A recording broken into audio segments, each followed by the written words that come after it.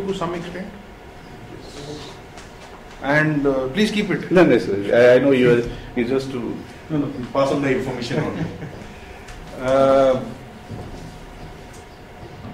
Would the size of the currency note make a difference? Suppose I had told you that it is 1,000 rupees, then maybe more number of you would have been motivated.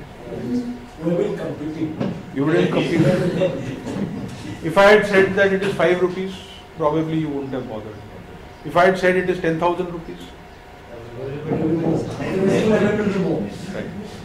okay. and they won't have to return back also. Okay, so basically the point is that there are different things which motivate different people, right?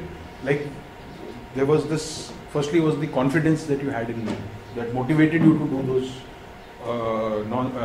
meaningless exercises. Then some people even were willing to continue to do it even when they knew that there is no meaning, because they had some respect or they had some value. Similarly, when it comes to money, there may be certain value which may motivate some people, there may be certain value. So essentially there are two types of motivating factors. One is called intrinsic and the other is called extrinsic.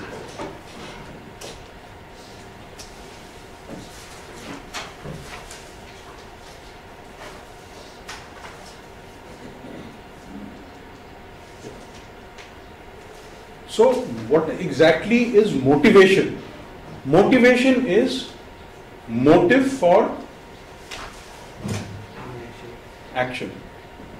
It varies with value and confidence. We just saw that it was because of confidence that you did that exercise, and it was because of value that you did the second exercise. Now there are two types of motivation. One is intrinsic and the other is extrinsic. Can anyone explain what is intrinsic motivation? Internal motivation, जो अंदर से आता है, ठीक है? And what is extrinsic motivation? जो बाहर से आता है. Some examples of extrinsic motivation. बाहर से जो आता है. If I'm working in a company, and I've been provided with the incentive. Okay. That is a monetary incentive. That is an extrinsic motivation. Okay. Example of an intrinsic motivation. You want to rise in your career. That's an intrinsic motivation. Okay. When the national anthem plays, why do you stand up? That's a respect. That's a respect. That's an intrinsic motivation. Your love for your country is a intrinsic motivation. Okay. So now in case we have to use some tools to motivate the people that we are working with or the people who are working with us, then there are some intrinsic tools and there are some extrinsic tools. Let's take a look at what they are.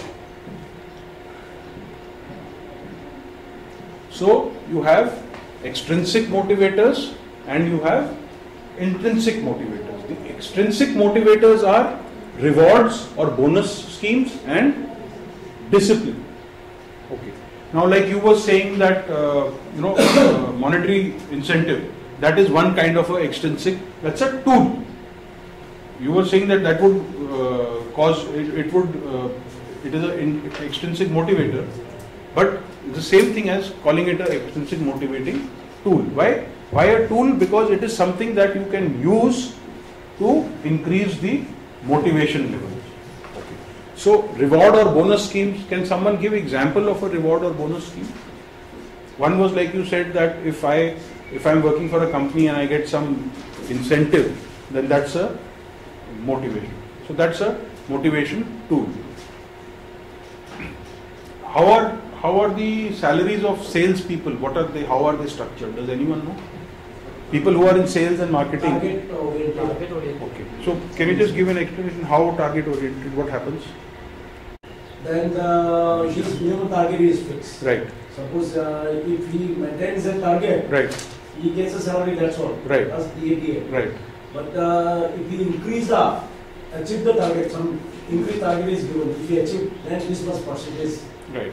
based on the sales volume. Right, right. So has everyone understood that your basic component is fixed as per your target? If I am doing something, if I'm bounded by a rule, I know that if this happens, if somebody else is crossing the boundary and somebody else will be bounded by doing something, so definitely I'll be motivated.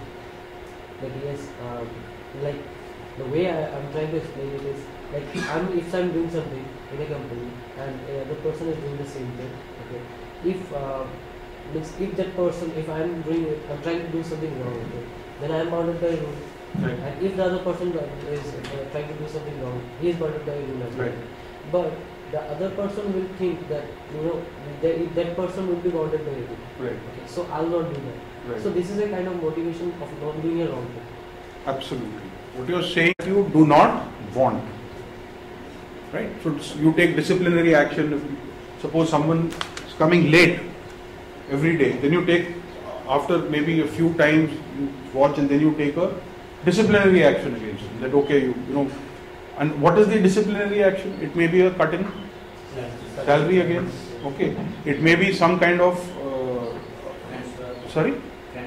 Yes, in an extreme case it may be a transfer, and like what you see with government servants, very often it happens that there is some mistake is made and it gets transferred. So that is the negative side of it for preventing unwanted behavior. Okay. So these were as far as the extrinsic motivators are concerned. Now let's look at the intrinsic motivators. What could be the intrinsic incentives? We've spoken about rewards or bonus as far as the extrinsic is concerned. What could be the intrinsic incentive that, say, you as an employer can give to your employees?